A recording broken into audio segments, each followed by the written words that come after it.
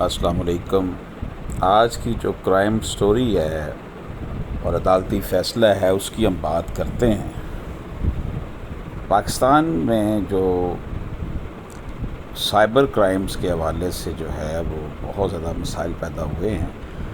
Karachi university کے professor نے میری ننگی تصاویر پوسٹ کی، مجھے مقدمہ واپس لینے کا کہا گیا۔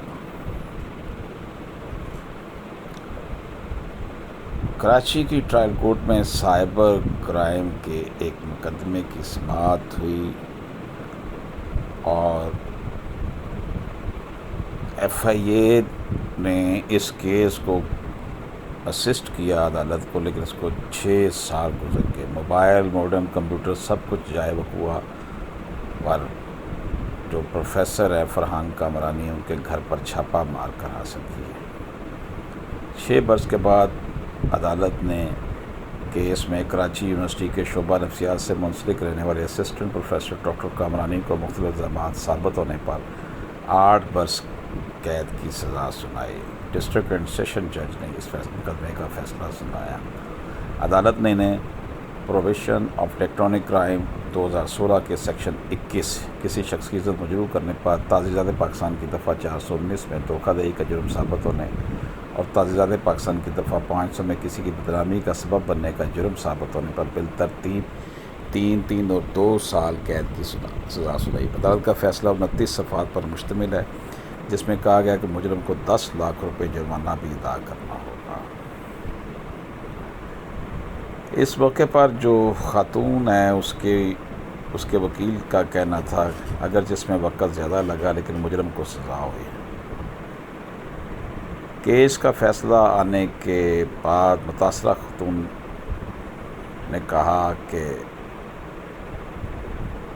کہ اتنا زیادہ وقت لگا اس لیے کہ پاکستان کا سسٹم ایسا ہے۔ ان کا کہنا تھا کہ خاتون کا کہنا تھا کہ 2015 کا آغاز تھا، وہ مختلف یونیورسٹیوں میں وزٹنگ فیکلٹی کے طور پر کام کرتی تھی۔ اس کا کہنا تھا کہ میرے لیے ضرور تھا کہ دیگر عملے کی طرح میرا بھی ایک آفیشیل پیج ہو، کیونکہ اب طلباء و طالبات اپنا کورس لینے کے لیے استاد کی سلیکشن کے لیے آن لائن پیج بھی دیکھتے ہیں۔ ایسے ہی ایک معمول کا ایک دن تھا جب مجھے ایک نجی یونیورسٹی کی جانب سے کہا گیا آپ اپنا پیج دیکھتی ہیں۔ میں نے کہا جی، اور میں نے اپنا اکاؤنٹ چیک کیا، وہاں ایسی کوئی بات نہیں تھی کہ جس سے میں الرٹ ہوتی، لیکن یونیورسٹی نے مجھے نیا کورس آفر نہیں کیا، جس کی وجہ سے مجھے سمجھ نہیں آئی۔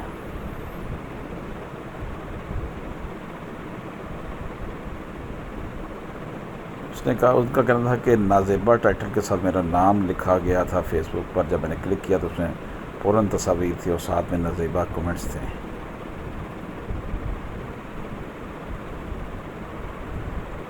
اس وجہ سے وہ جہاں نوکری کر رہی تھی ان کو وہاں سے نکال دیا گیا۔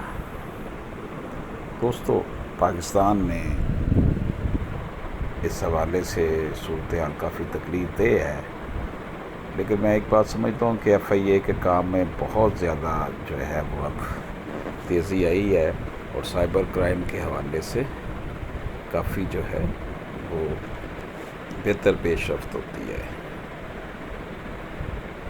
سائبر کرائمز جو ہے جس نے کمٹ کیا اس کو اس کی سزا ضرور ملے گی۔